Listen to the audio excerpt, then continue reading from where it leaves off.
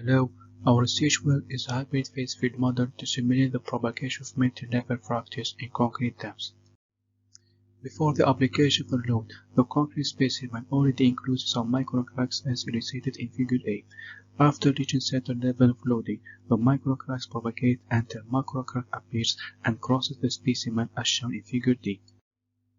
The objective of our work is to propose a hybrid phase field model to simulate the crack propagation in concrete gravity dam, taking into account the fluid pressure inside the crack, the position number of initial fractures, and different values of Grifฟี่critical energy release.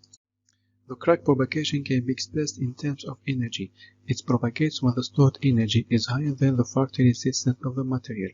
It states the minimization of the total potential energy stored, which equals the critical energy released during the fracture process plus the elastic energy and excluding the external sources of the energy due to body force, surface, and fluid loads.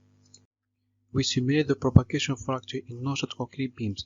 The geometry is presented in Figure A, and we plot the fracture pattern in Figure B.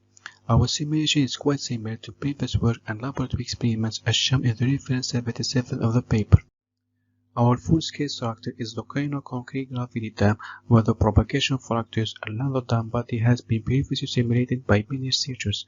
We illustrate the Koyna dam geometry in Figure A, where we also depict the three initial fracture levels in the upstream phase denoted as crack 1, crack 2, and crack 3.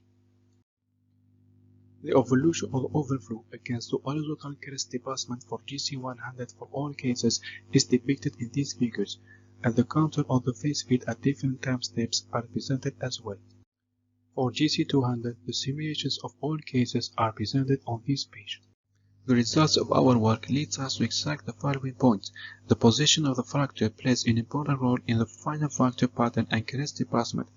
The fluid pressure inside the crack induces larger crest displacement.